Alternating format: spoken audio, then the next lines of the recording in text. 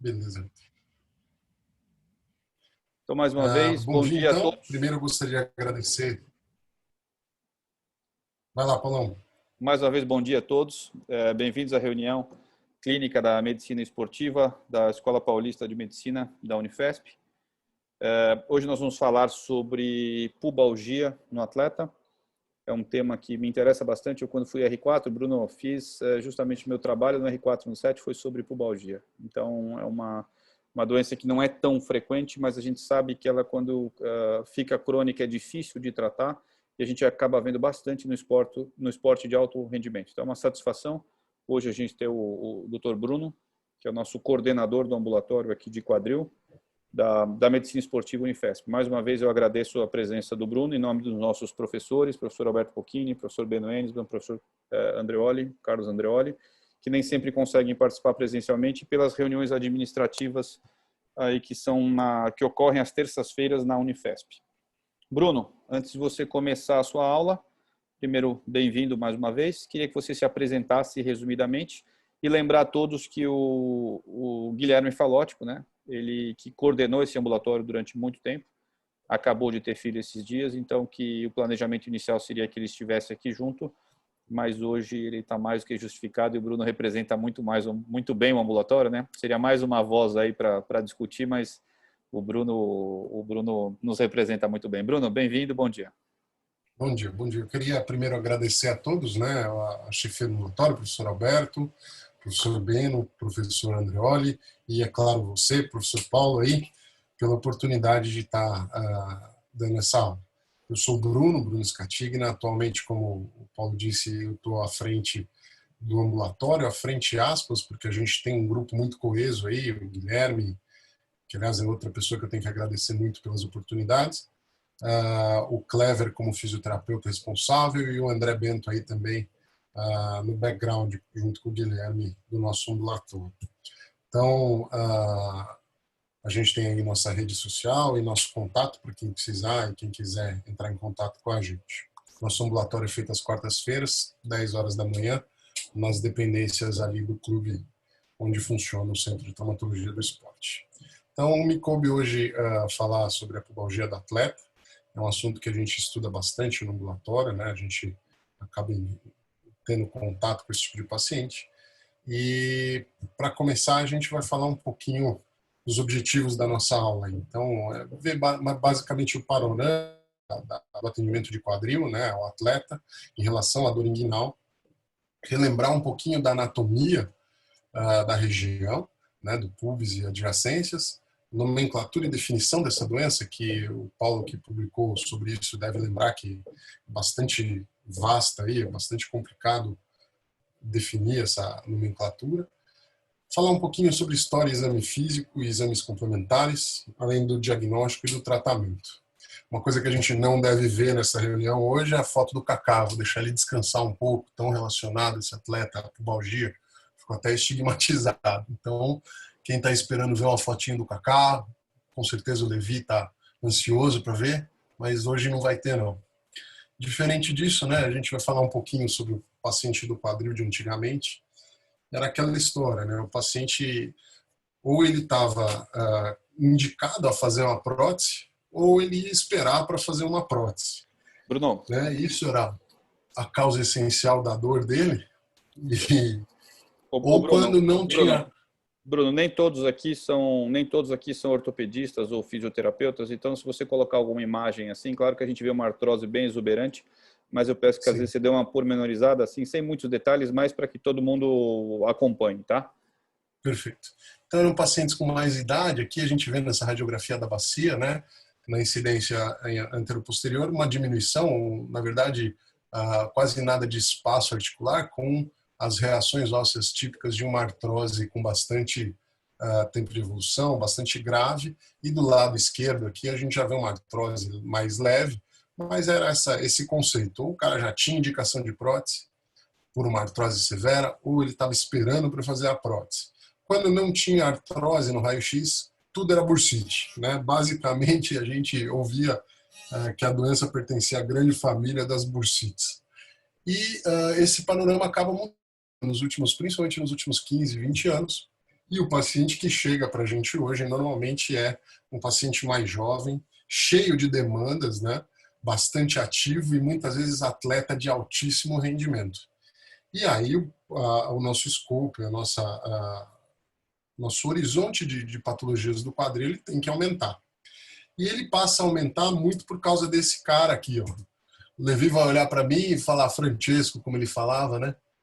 Por que você pôs a foto aí do nosso astronauta e ministro Marcos Pontes? Não, Levi, esse cara não é o Marcos Pontes, ele não tem nada a ver com o Marcos Pontes. Esse é o professor Gans. Para os ortopedistas, né, ele foi o pai da osteotomia de Gans, é um estudioso da região do quadril, e ele publica lá atrás, em 2003, o seguinte, ele descreve a doença do impacto femoroacetabular como uma causa, inclusive, do desgaste. Isso muda um pouco o panorama do que a gente tinha na época, né? E a gente passa de tudo ser bursite para tudo ser impacto. Então, toda a dor do quadril passou a ser impacto até, no máximo, 2016, quando a gente teve o Warwick, o Acordo de Warwick, né, que foi uma reunião de cirurgiões, ortopedistas e cirurgiões de outras áreas sobre dor inguinal e sobre a síndrome do impacto femoroacetabular. E que define, né, como que a síndrome do impacto femoroacetabular tem que ser diagnosticada. Ela tem que ter uma tríade: sintomas, sinais clínicos e imagens. Isso precisa estar presente no diagnóstico da síndrome do impacto femoroacetabular. Ou seja, nem tudo é impacto femoroacetabular. E aí a gente passa a ter outros estudiosos, né, das dores ao redor do quadril. Né? Essa foto, esse senhor careca à esquerda, Dr. William Myers, ele não é um ortopedista, inclusive ele é um cirurgião geral, e é ele que começa a descrever a parte biomecânica, ele começa a estudar a dor inguinal em atletas, e ele começa a estudar a parte biomecânica do funcionamento da sínfise pública. Vocês vão ver um pouquinho mais para frente, ele é autor de alguns experimentos, inclusive, sobre essa mecânica de funcionamento do pubis. E ao meio aqui, essa adorável senhora, né, com esse nomaço bem fácil, é uma alemã, que hoje trabalha no Canadá, é a doutora Ulrich Muschauer. Ela também é cirurgiã geral e tem o seu escopo de trabalho voltado para as dores inguinais nos atletas, principalmente as de origem inguinal mesmo. E por último, à direita, né, eu acho que o ortopedista que tem mais publicações em relação à dor pública, né, a pubalgia do atleta, é o professor Homich, da Dinamarca, e que atua também no Catar, que faz parte de organizações de futebol, fez parte do FIFA 11+, e é bastante ligado à parte das dores inguinais nos atletas hoje em dia. Então, a dor pélvica em atletas é uma situação desafiadora para qualquer das especialidades que acabam tendo contato com ela. Infelizmente, a gente tem abordagens diferentes pelas diferentes especialidades, né? E o que a literatura nos mostra são poucos trabalhos, né, com baixa qualidade. A terminologia é bastante confusa, a gente encontra aí diversas formas de se referir a esse problema. Até 33 terminologias diferentes podem ser encontradas aí, segundo esse autor, o Sanner, em 2015, e não por isso deixou de ser uma lesão bastante incapacitante, né? Em torno aí de 2,1 lesões por 1.000 horas no futebol. Então, vamos lembrar um pouquinho da anatomia dessa região para a gente entender a definição da doença, né? Da dor, da pubalgia do atleta. Então, o pubis é uma região de confluência de estruturas, né, ou origem delas. Então, a gente tem bastante coisa chegando e bastante coisa saindo da região pélvica nessa parte anterior. Se a gente for pegar o pubis como se fosse um reloginho aqui, a gente vai ver que na parte superior do pubis, olhando ele de frente, a gente tem ao lado esquerdo superior o anel externo, o anel inguinal externo, e um pouco mais à frente a inserção do reto abdominal. Se a gente for olhar na parte mais lateral, a gente tem a chegada do ligamento inguinal, né? E na parte mais medial, obviamente, o encontro com a outra sínfise, né? O encontro com outro pubis, formando a articulação da sínfise púbica. E na parte inferior, essencialmente, a origem dos adutores, né? Mas se a gente for olhar bem de perto, a gente repara que, na verdade, a inserção do reto abdominal e a origem do adutor longo se confundem, formando uma estrutura parecida com o aparelho extensor do joelho, mas sem a patela, na verdade, onde o reto abdominal conflui para a sínfise púbica na direção superior e ele continua formando o tendão conjunto e a aponeurose púbica, né? Essa é uma característica importante dessa situação. Se a gente for olhar um pouquinho mais para a região inguinal, a gente vai ter essa situação. A gente vai ter o canal inguinal, separado pela face transversal na parte mais profunda, o anel inguinal interno, né, o tendão conjunto ali do reto abdominal, já com a origem do adutor, e o ligamento ilinguinal chegando junto, além da aponeurose externa e o anel superficial. É importante a gente conhecer essa região porque isso aqui pode ser uma das regiões de causa de dor.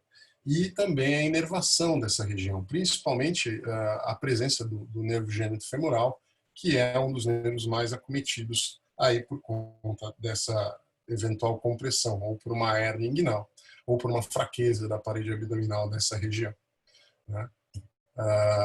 Aí a gente volta lá para o professor Myers, né, onde ele define que a sínfise é o fulcro da parte anterior da pelve, onde tem essa confluência de estruturas, o tendão conjunto, na confluência do reto abdominal e a origem dos adutores, e o experimento dele foi uma coisa bastante simples. Ele pegou um cadáver e pediu para o residente colocar o dedo embaixo da origem dos adutores do lado que ele ia mexer e fez uma tenotomia do reto abdominal, né? Reparem que tem uma lagriminha aqui no residente. O residente ele acaba tendo o dedo comprimido, se não esmagado contra a sínfise púbica, porque a hora que ele solta o reto abdominal, a pelve faz um tilt anterior nessa região e esmaga o dedo do quadro do residente contra a parte óssea, né?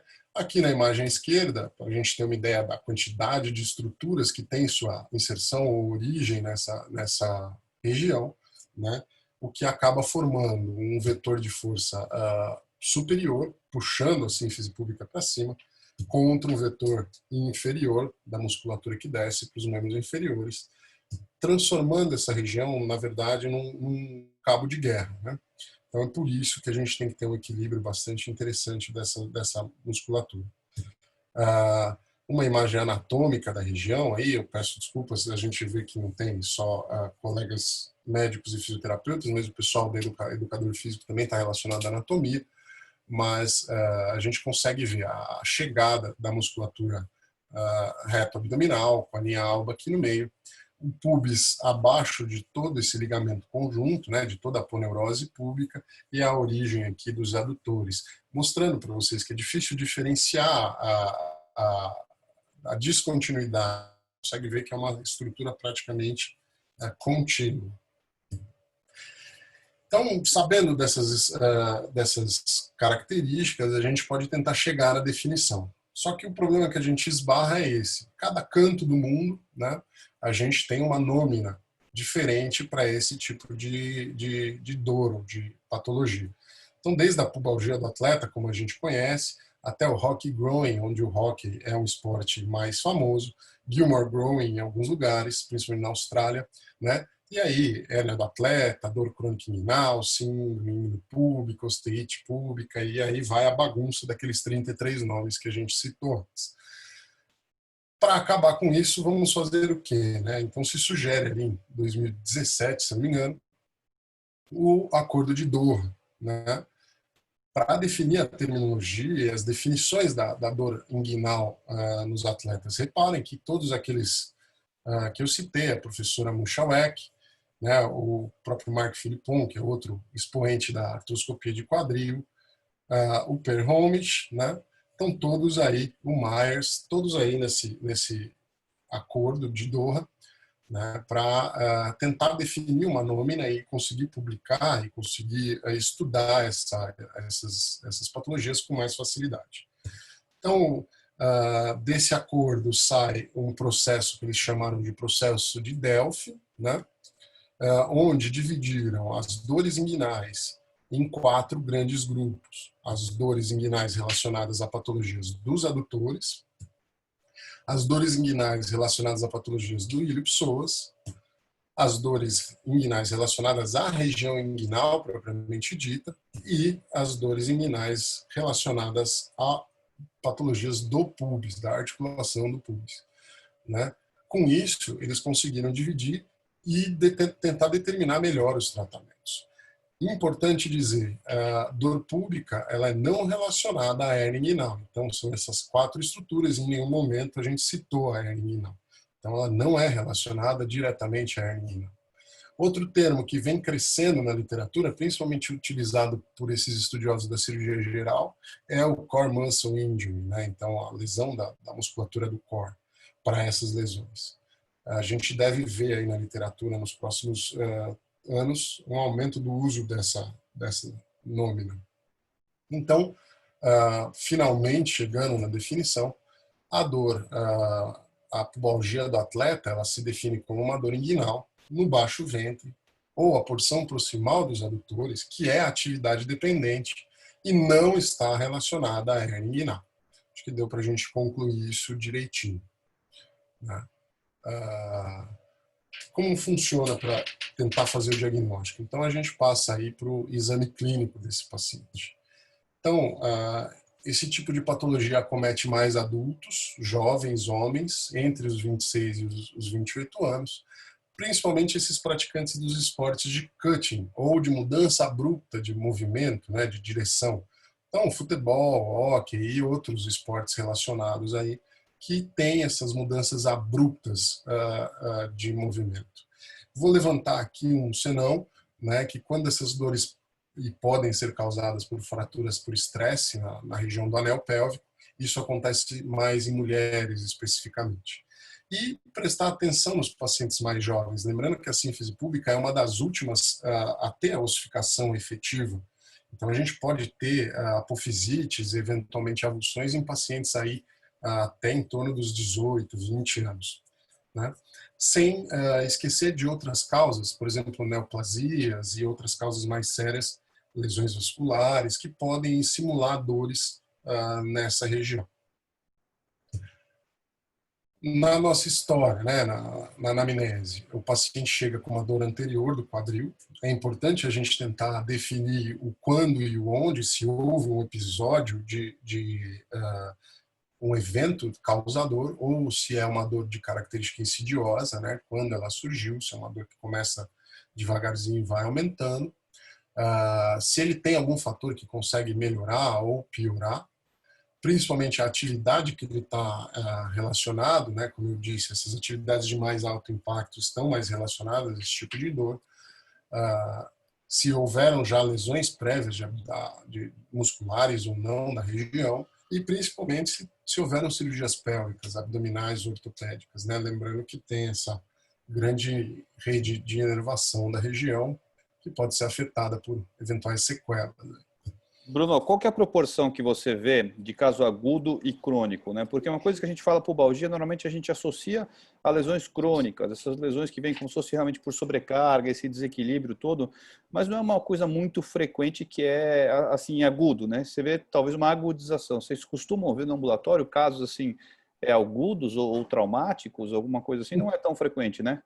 Então, no atleta, né, quando você está acompanhando determinados grupos de atletas, é mais comum as lesões agudas. Então, no jogador de futebol aqui no Brasil, principalmente, ainda se consegue pegar, né, aquele jogador que está no meio do campo e sente, leva a mão à virilha e já sente a dor. Ali é mais fácil, né, até mais tranquilo de você diagnosticar e tratar esse tipo de paciente. Mas a realidade no ambulatório é outra, né? Os pacientes, atletas amadores ou às vezes até aqueles pacientes um pouco mais sedentários, eles vêm realmente com uma cronificação bastante grande. Então é difícil pegar no ambulatório hoje um paciente com muito menos de 3 meses desse tipo de lesão.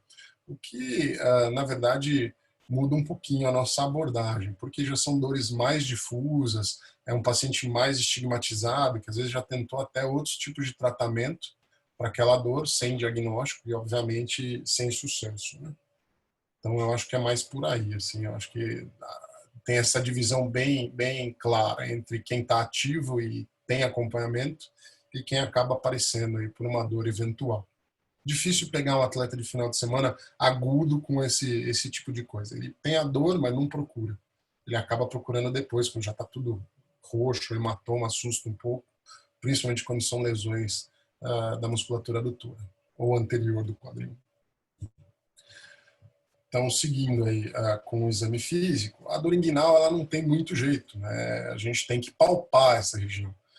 Tem um trabalho que ele cita, principalmente as lesões, os testes para as lesões de musculatura anterior do quadril, que eles têm uma especificidade comparável a jogar uma moedinha para o alto, mas que a palpação ela tem uma sensibilidade muito maior para a localização dessas dores. Então, a ideia é localizar bem aonde está essa dor, eventualmente excluir ou incluir no seu rol de diagnósticos as hérnias inguinais, ou tentar identificar se essa dor foge um pouco do padrão e passa a ser uma patologia abdominal ou eventualmente ginecológica nas mulheres. Lembrando que as sinfisites públicas podem acontecer por conta de doenças inflamatórias pélvicas ou até de etiologias infecciosas, que caem nas outras etiologias aí de dor. Lembrando, né, Bruno, que essa é uma foto anedótica, né, que é uma foto ilustrativa, enfim, da sua aula, mas que Pelo não amor de Deus, a gente vai ter a foto da não dá para fazer palpação original.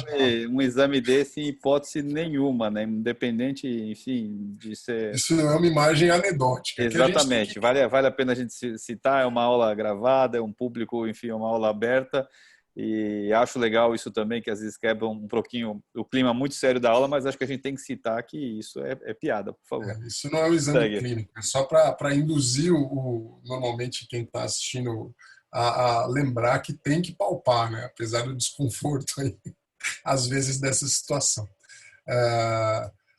E principalmente não esquecer da região das costas, né? A dor posterior sacroiliaca e lombar pode irradiar dor para essa região.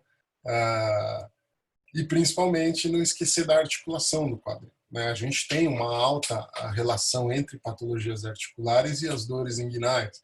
Estava lá o professor Gans, o nosso ministro, né, do Levi, que não deixa a gente esquecer disso. Então, não esquecer da articulação do quadril é bastante importante. Então, aí, agora sim, imagens clínicas muito mais acadêmicas, mostrando aí a região onde deve ser feita a palpação. Então, quando a gente tem patologias relacionadas ao adutor, a raiz da coxa na face medial, ali onde mostra a primeira foto à esquerda, né? A gente tem aqui desenhadinho o tendão do adutor longo. A região púbica deve ser palpada na sua face anterior, né? Quando a gente suspeita de dores relacionadas ao pubis. A região inguinal, um pouco lateral ao pubis, onde a gente vai excluir ou incluir hérnias ou tentar ter uma ideia da força e da relação da parede abdominal nessa parte. E só um pouquinho, desculpa.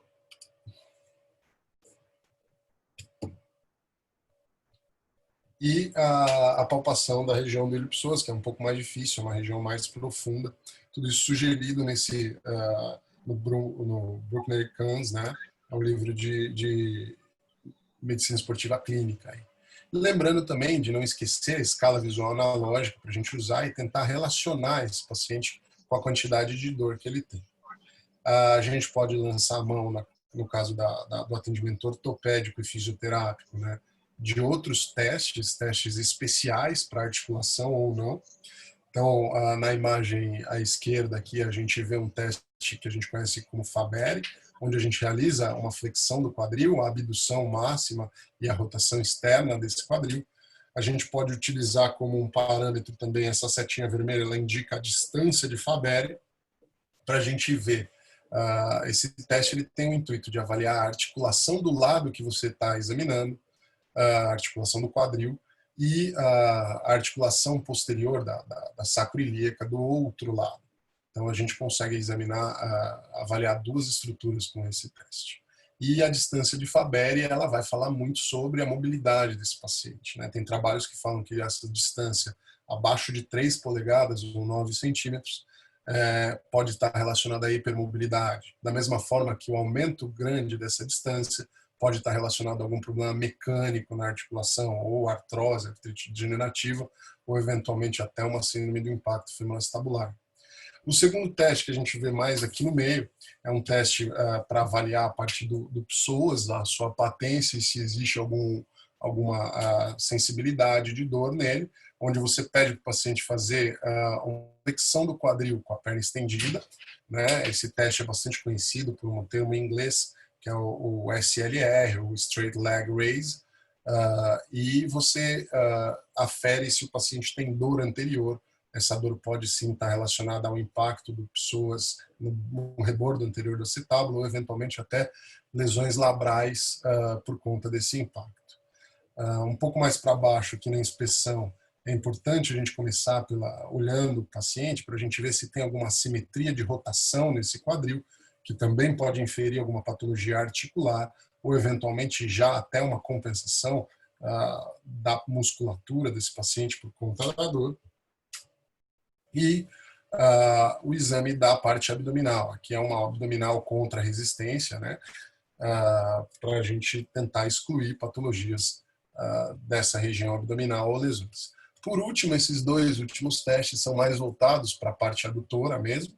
Esse teste de cima chamado squeeze test, onde o paciente com as pernas fletidas, quadril fletido e joelho fletido faz uma força de adução contra a resistência da mão. Ele tenta espremer a mão aqui do examinador para a gente aferir não só a força ou se apresenta algum tipo de dor na região inguinal. Aqui embaixo já é um teste mais funcional, é o mesmo teste feito em extensão, então o paciente vai fazer uma força de adução, né, de trazer as pernas uma para próxima da outra, contra a resistência do braço do examinador. Neste caso, reparem que ele está usando um aparato aqui que chama dinamômetro, né, um dinamômetro manual, para avaliar se existe força nessa região, como é que está a força nessa região.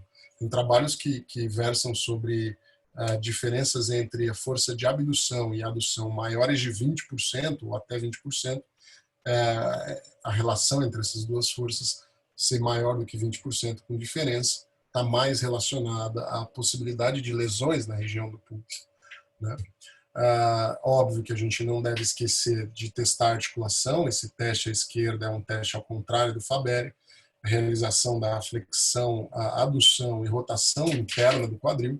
A gente testa, é um teste bastante clássico para pesquisar impacto. Ele não é patognomônico do impacto femoral-acetabular, mas ele é sim um dos testes com mais sensibilidade para patologia articular, tanto impacto quanto degeneração articular, artrite, e deve ser realizado para a gente excluir. E aqui do lado direito a gente vê uma imagem do nosso ambulatório mesmo, um dos testes funcionais interessantes para pubalgia é o Star Balance, né, o Star Excursion Balance Test. Aqui a gente usa uma modificação desse teste, onde o paciente fica em pé, centrado numa figura de Y invertido, e ele vai fazer a abdução dos membros para a gente testar a patência da musculatura adutora abdutora, né, para testar a funcionalidade, e vai abrindo a perna, e ali está o Clever fazendo a medição. Isso gera um score que depois passa por um refinamento e forma um número para a gente usar sobre risco de lesão nesses pacientes. Bruno, vocês usam como acompanhamento também ou só risco de lesão, né? A gente sabe que esse teste ele é associado ao risco de lesão para membros inferiores, mas vocês também costumam ver evolução com a evolução do tratamento, ou a dor, ou mesmo esse equilíbrio muscular, então ele acaba sendo avaliado prospectivamente também? Sim, a ideia é essa, né? Que após a tentativa de tratamento, a gente reavalie e veja se esse risco diminui, entendeu? Então a gente tem feito isso no ambulatório, isso fica registrado no nosso prontuário, e a gente consegue sim comparar esse paciente depois do tratamento que foi proposto para ele, se ele volta. Inclusive a gente tem, no final eu vou mostrar, a gente tem uma publicação interessante que acabou usando também o CEBIT, e foi publicado lá foi um pôster no ISHA do ano retrasado, se não me engano. Bruno, a E aí Maíta a gente... pergunta aqui, emendando quando você for acabar o exame físico, sobre a manobra de grava. Se vocês Então, fazem, a gente não o que é essa manobra? descreve, a gente usa pouco a manobra de grava, a gente não descreve porque efetivamente a gente não tive acesso à parte epidemiológica dessa manobra, sensibilidade, especificidade. É uma manobra interessante, ela associa aqui, eu vou voltar um pouquinho, ela associa na verdade, uma flexão, a abdução e rotação externa do quadril que vai ser examinado a essa resistência, né, a abdominal contra resistência. Na verdade, a nosso ver, é uma associação de testes que a gente acaba fazendo. Ela sensibiliza esse teste fazendo abdução, rotação externa. Ela é interessante, sim, como complemento no exame físico, mas a gente não acaba não fazendo de rotina no nosso ambulatório, por isso que eu não acabei não colocando. Mas sim, existe essa manobra, ela é feita dessa forma que eu citei aí, tá? Às vezes a gente pode até, algum residente pede, a gente até realiza, mas não é a rotina nossa, não. Então, para concluir, né, um fluxograminha proposto pelo Tauber aí, agora em 2018, o paciente chega com a história dos sintomas de dor inguinal, a gente descarta primeiro as partes atípicas, né, eventualmente uma história de emagrecimento ou outras coisas. Aí ocorre a diferenciação clínica, né, onde a gente avalia a coluna, eventualmente encaminha ou acaba mandando para o tratamento. E aí a gente começa a ver se é relacionado a adutor ou pubis, se é relacionada à parte inguinal ou do ilho-psoas, ou se realmente tem algum componente articular nessa dor. E isso vai definir para a gente, para que lado a gente vai na parte de exame complementar, para a gente fazer o nosso diagnóstico. E aqui a gente vai passar a parte dos exames complementares, e eu vou puxar a sardinha um pouquinho para o nosso ambulatório, né? A gente tem realizado aí nos últimos 2 meses, a gente passou a ter um componente do ambulatório que tem algum contato com a realização de ultrassom, e com o auxílio dele eu passei a realizar ultrassom junto lá no ambulatório. A gente tem usado a salinha de ultrassom para esse tipo de diagnóstico. Então a gente consegue ver que com um pouquinho de treino e de estudo a gente consegue complementar nosso exame clínico com a realização do ultrassom naquela hora mesmo. A gente tira o paciente já da posição do exame clínico, já monta para o ultrassom. Então, aqui a gente consegue ver nessa primeira imagem no centro a região superior da sínfise púbica, então o encontro do pubis, e aqui o ligamento arqueado logo em cima, né? Já a região inferior desse paciente que tinha uma queixa de dor, né, inguinal, a região inferior já mostrando algum sinal de degeneração. Esse paciente ainda não tinha nenhum exame complementar feito, mas a gente já consegue ter uma boa ideia do que está acontecendo com ele, mesmo sem o raio-x ainda. E aqui, vendo a sínfise púbica de baixo, a gente consegue ver a origem dos adutores bilateralmente, aqui para o lado direito e aqui para o lado esquerdo, sendo que o pubis está aqui no meio. Né? A gente já vê que não tem nenhum hematoma, nenhuma parte que denote lesão aguda.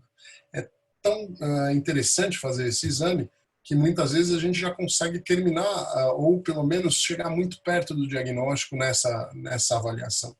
Então a gente fazendo aqui essa outra imagem dos adutores do lado direito do paciente, então a gente tem aqui nessa parte mais clara o grácil, marcado pela seta, pela letra AL aqui, o adutor longo, né, nessa porção, aqui o adutor curto e o adutor magno aqui embaixo. Você vê como a gente consegue visualizar de forma bastante interessante essas estruturas ali, mesmo no ambulatório.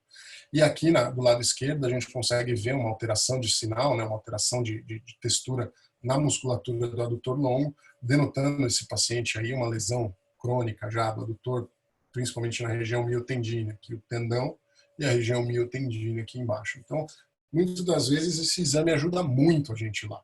Né? Outra alternativa que a gente acaba tendo para excluir patologias articulares é conseguir fazer punções guiadas lá no ambulatório, além de avaliar a dor desse paciente após a punção. Então, aqui a forma como a gente realiza a punção do quadril, a gente põe o transdutor de uma forma paralela ao colo do fêmur, onde a gente tem aqui a transição colo-cabeça, né?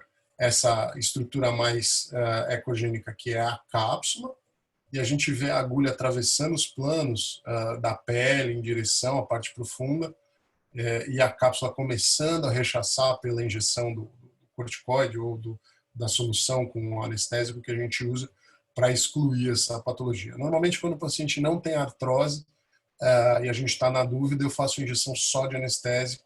A gente tenta suprimir a dor do paciente naquele momento. Uma supressão de dor de até 70% é positivo para o teste, então a patologia é daquela região. Quando menos, a gente continua a investigação. Quando a dor cessa completamente, a gente sabe que a patologia é articular e a gente vai procurar o tratamento desse paciente e fazer o diagnóstico com essa relação. Outra, eu não estou com o vídeo aqui, mas outra possibilidade, a gente acaba, principalmente para aqueles pacientes que vêm com ultrassom de fora do ambulatório, na pesquisa de hérnias inguinais, a gente tem, às vezes, uma dificuldade dos colegas ultrassonografistas em identificar essa hérnia. Quando o paciente faz lá com a gente, principalmente na escola, ou no próprio ambulatório lá no SET, a gente tem uma acurácia melhor. O pessoal é bastante preocupado em fazer esse diagnóstico e consegue dar para a gente uma resposta melhor. Agora, quando o paciente vem de fora, a gente acaba meio que trucando a opinião e refaz o exame para avaliar, porque muitos desses pacientes eles não apresentam a hérnia franca, mas eles apresentam uma fraqueza importante da parede abdominal, e isso sim pode causar dor, não só durante a atividade, mas pode impedir esses pacientes de fazer uma reabilitação adequada. Aí sim, passando para os exames convencionais, e aí explicando para o pessoal, essa é uma radiografia de bacia na incidência anteroposterior de frente, né, da bacia, onde a gente vê uma alteração bastante notável na sínfise pública, aquele ligamento arqueado que a gente viu no ultrassom completamente calcificado, formando uma sinustose da região superior do pubis, e a gente vê que esse paciente ele tinha outras alterações anatômicas, né? Ele tinha uma avulsão aqui do reto femoral, que provavelmente geraria uma outra patologia de impacto extraarticular, um impacto subespinal, um colo curto e uma transição colo-cabeça bastante longa, onde a gente também pode ver que ele tem sinais morfológicos, sinais morfológicos de impacto femoroacetabular. Se a gente forçar um pouquinho para dentro da articulação, a gente consegue ver uma diminuição do espaço ínfero-medial aqui, já com a formação de um osteófito. Então, esse paciente já apresenta uma alteração degenerativa na articulação do quadril, uma artrose, né, que pode ser a causa da diminuição de movimento, secundária ao impacto, e que levou a essa sobrecarga, esse estresse no pubis. Se a gente olhar lá atrás, as sacroiliacas dele ainda estão mantidas, mas do lado direito, principalmente, a gente já começa a ver uma alteração óssea, um pouquinho de osteoftose, já também inferindo uma sobrecarga nessa articulação. Esse é um paciente que tinha dor inguinal difusa, já bastante difícil de controlar, que o diagnóstico, infelizmente, acabou fechando como uma artrose do quadril. Reparem aqui nessa outra incidência, esse é um perfil um pouco diferente do quadril, chama perfil de Dunn, onde a gente tem por objetivo avaliar realmente a transição da cabeça com o colo e eventuais alterações anatômicas para excluir ou incluir a morfologia do impacto femoroacetabular. E de quebra a gente conseguiu ver aqui, sem ser o foco principal, uma alteração degenerativa bastante importante da sínfise pública desse outro paciente, com uma reabsorção óssea, um pouco de esclerose, às vezes até um pouco de assimetria em relação ao pubis, né? Então a gente repara que tem um bump ósseo, né, uma alteração na morfologia da transição colo-cabeça. Então provavelmente esse paciente tem uma dor pública ou uma dor articular que estão relacionadas. E aí a gente muda um pouquinho a abordagem do tratamento, porque as coisas têm que ser observadas de forma conjunta. Evidentemente que a gente tem como lançar a mão da ressonância magnética, ela é bastante interessante para avaliação da região do pubis. Então a gente consegue, por exemplo, nesse corte axial, verificar uma alteração no osso. Então eu estou vendo o paciente de cima, a sínfise pública, como se eu estivesse olhando ela por cima, onde num corte axial eu vejo alteração do padrão ósseo, um edema ósseo, né, que infere um processo inflamatório nessa região, a interposição de líquido na região entre o osso e o tendão conjunto, né, a seta longa mostra o edema ósseo, a cabeça de seta grande mostra aonde está o tendão conjunto aqui em cima, e a interposição de líquido, ou seja, o processo inflamatório acontecendo logo abaixo do tendão conjunto. Esse outro sinalzinho aqui é um sinal realmente da soltura, né, da interposição de líquido, que a gente chama de cleft sign, o sinal da fenda. É um sinal bastante importante encontrado em pacientes com pubalgia, né? E na imagem à direita, na verdade é um corte coronal, a gente consegue observar a relação entre a sínfise púbica aqui no centro e a origem dos adutores, e um notável hematoma aqui marcado pelo sinal da seta de uma lesão de adutores mais aguda aí nesse paciente. O interessante da ressonância é que ela permite a gente ter acesso a alguns tipos de alterações que a gente dificilmente pegaria no exame clínico. Então, esse é um exemplo de uma ressonância de um paciente atleta do tênis, com a dominância do membro, ele é destro, né? Então tem um membro dominante direito, e o movimento de saque dele, ele é desproporcional, é sempre na mesma direção, sempre na mesma opção, com a mesma mecânica, e aí ele passa a queixar de dor na região do pubis, e quando a gente observa a ressonância dele, a gente vê as fibras do reto abdominal chegando no pubis, aqui embaixo, e uma lipossubstituição distal da fibra do reto abdominal, principalmente do lado esquerdo, ou seja, esse cara tinha um desbalanço muscular nessa região, que a gente vê se repetindo no axial em T1, a estrelinha mostra o ventre muscular aqui do reto abdominal na chegada, praticamente hipertrófico, até maior do que o outro lado, e a lipossubstituição. Então, esse cara, a gênese da dor dele provavelmente era um desequilíbrio causado pela plástica, né, pela plástica do movimento que ele realizava. E aí o tratamento muito provavelmente vai focar nesse reequilíbrio dessa musculatura. Certo? Alguém tem tirar alguma dúvida dos exames complementares? A gente vai passar o tratamento aí.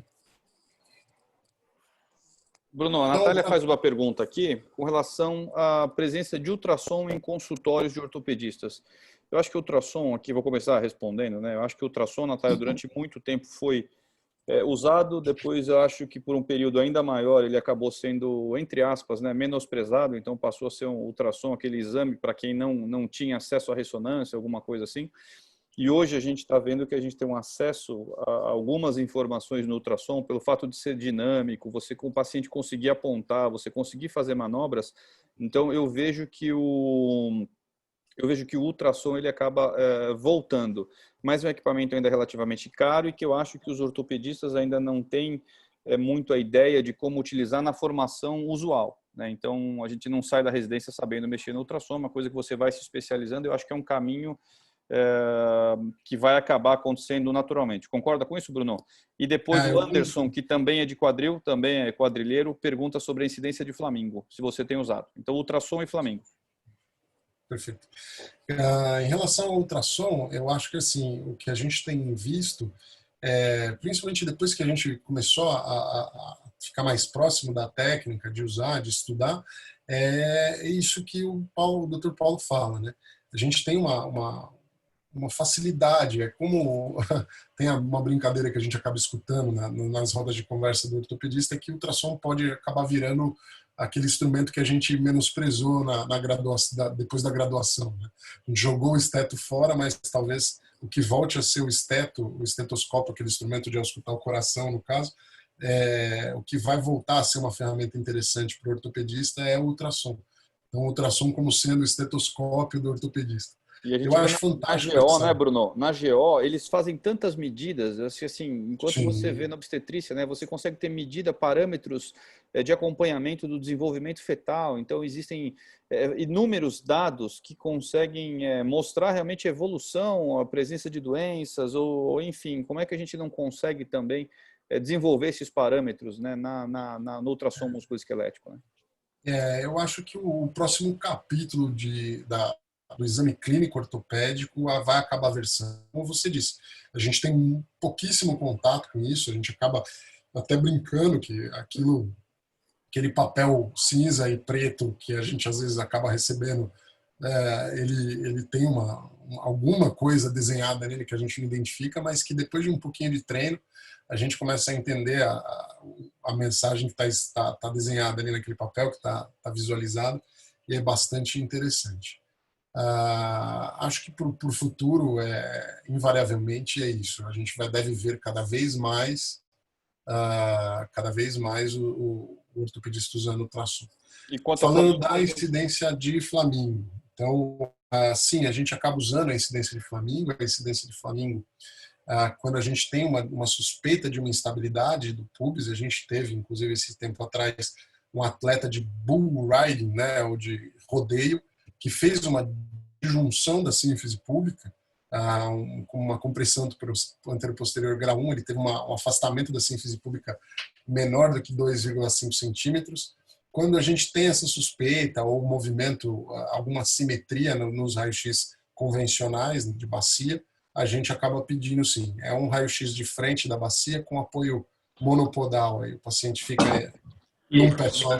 Quinta-feira, você vai no a gente verifica se tem uma variação entre o peso numa perna e o peso na outra perna, se a sínfise pública oscila, né, ali com uma variação de mais de 5 milímetros, denotando uma instabilidade pública. Acho que a Maíta perguntou de mais outros exames complementares. Eu vou pedir, Bruno, para a gente seguir para o tratamento, para não passar muito tempo, aí a gente abre todas as perguntas, tá bom? Beleza. Para a gente não estourar o tempo. Fica à vontade, depois disso a gente volta.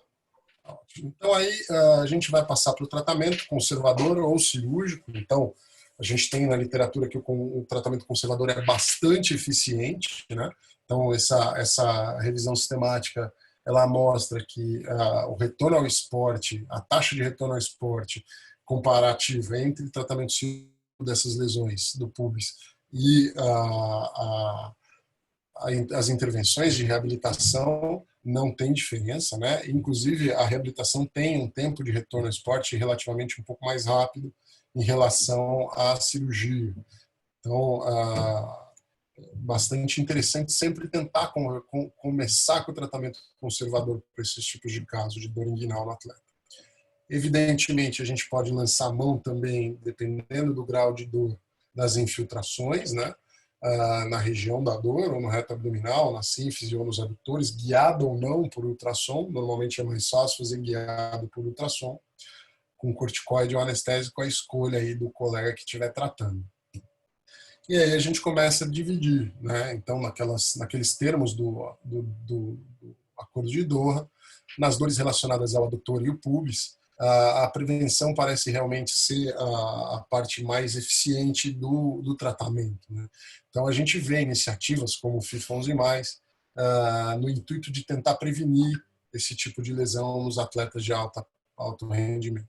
Né? É difícil, porque eu estava conversando até ontem com o André e com o Clever, o pessoal do FIFA11+, pelo menos o grupo que pesquisa os resultados desse FIFA11+, deixa muito a realização dessa prevenção com o atleta. E nem sempre o atleta acaba tendo a disciplina, tendo a tempo de fazer os exercícios como teriam que fazer. E aí acabam tendo alterações nos resultados desse tipo de iniciativa. Evidentemente, o tratamento, a literatura fala em mais eficiência um tratamento de exercício físico resistido em relação às manobras fisioterápicas mais comuns e uma taxa de retorno bastante alta no tratamento conservador, de 50% a 70% retorno ao esporte sem dor. Um dos marcadores que a gente deve ter em mente aí durante a reabilitação desses atletas é monitorar a força, principalmente a força abdominal e a força de adução e abdução. E ela é um grande marcador aí para a gente. Evidentemente, na falha, a gente pode lançar mão de alguns tipos de tratamento cirúrgico. E aí a gente tem trabalhos que mostram a eficiência das tenotomias seletivas, né? Seja tenotomia de adutor, seja tenotomia, às vezes, também do reto abdominal, para melhora da dor nesses atletas e retorno ao esporte. Então, aqui esse trabalho ele cita a liberação do adutor longo parcial como um bom tratamento para a dor, né, alívio de dor desse paciente. E aí está aí, ó, como você citou, o seu trabalho do R4, né, a gente fazia, a escola publica o tratamento cirúrgico da pubicite, sugerindo uma técnica de ressecção trapezoidal da sínfise pública. Era uma técnica um pouco mais agressiva, hoje a gente faz ela de forma mais à la carte, com a tenotomia associada. Então, o paciente é um procedimento rápido e efetivo e revela uma excelente opção de tratamento para os casos refratários. Acho que até você pode falar mais depois sobre essa experiência. Então, o trabalho do Paulo aí também citado. Evidentemente, existem as reinserções e os reparos dessas estruturas, né? Aí tem uma literatura muito pouco explorada nesse intuito, em relação à comparação dos resultados de tratamentos endoscópicos e abertos, né?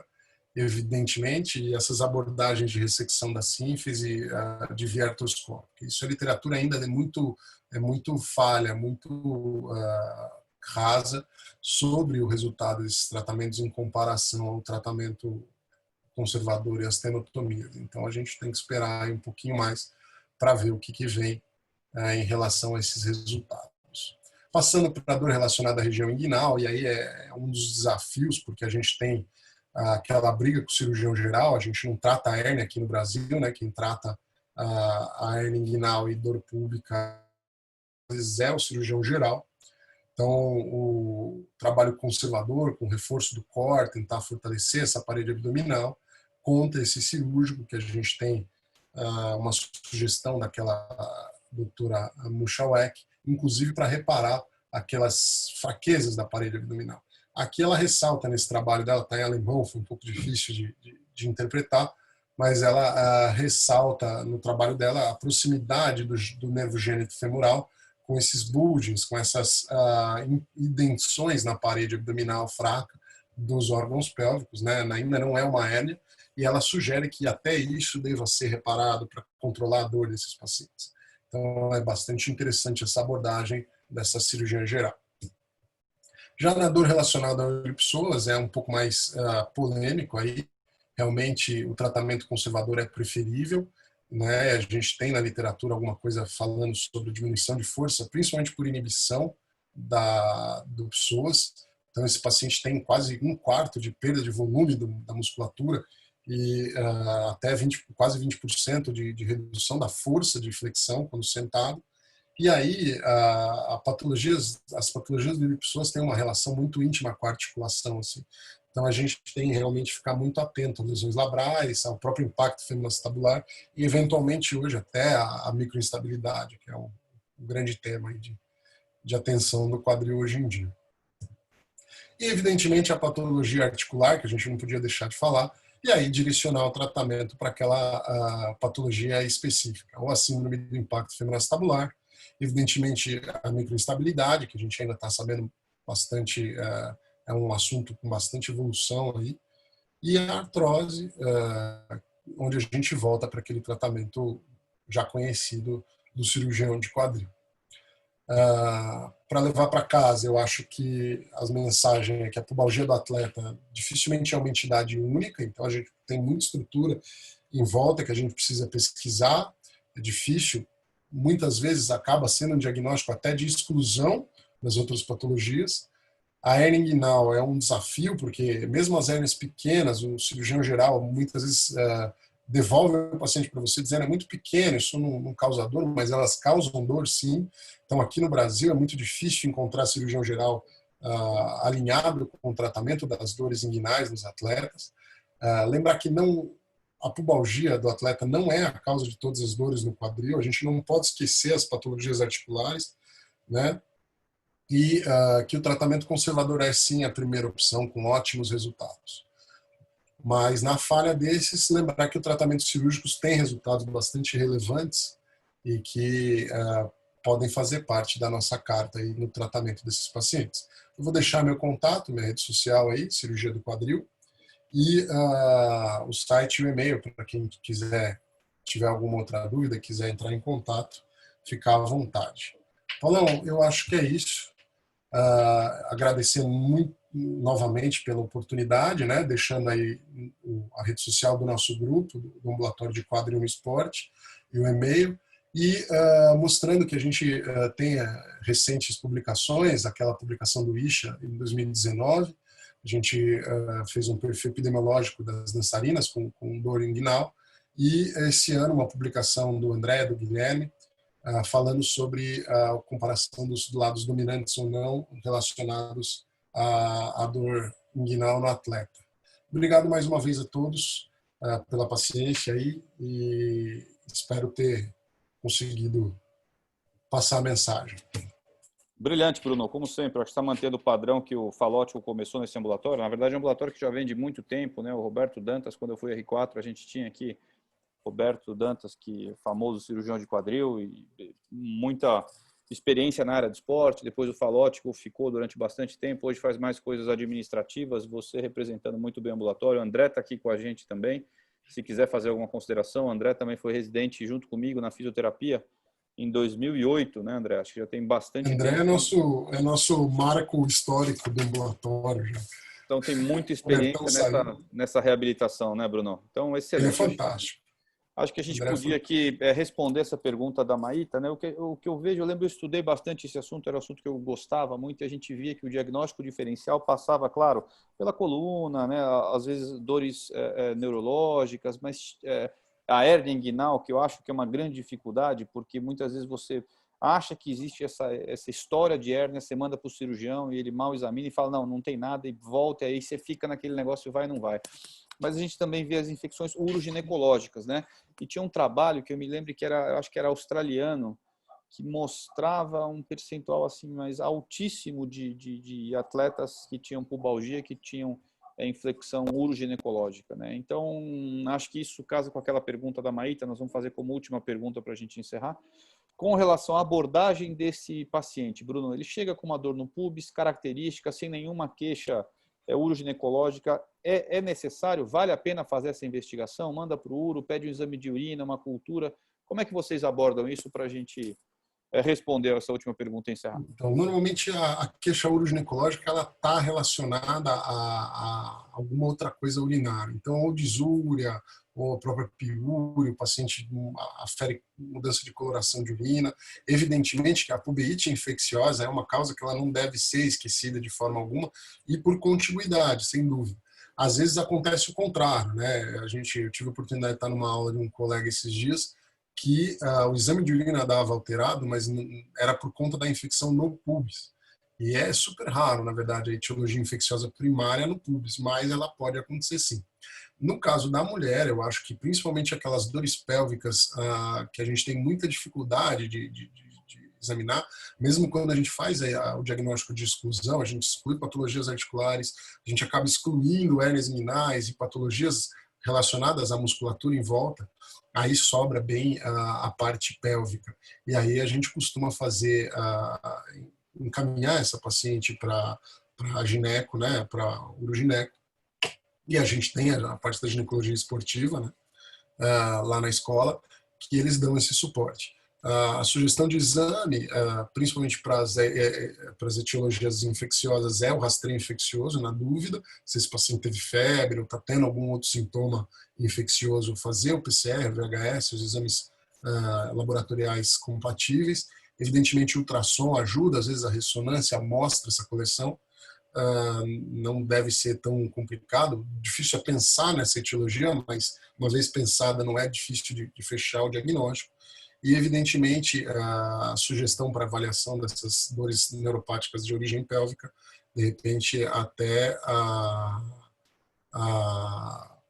a utilização de neurografias, né, tractografias, é uma tecnologia um pouco mais fora da nossa realidade de sempre, mas para avaliar essas compreensões intrapélvicas, principalmente, como a Maíta citou, nesses casos de pacientes com histórico de endometriose. Então, por isso que a anamnese, uma boa anamnese, ela acaba te entregando informações muito importantes sobre a etiologia da doença e para onde você deve seguir com a sua pesquisa.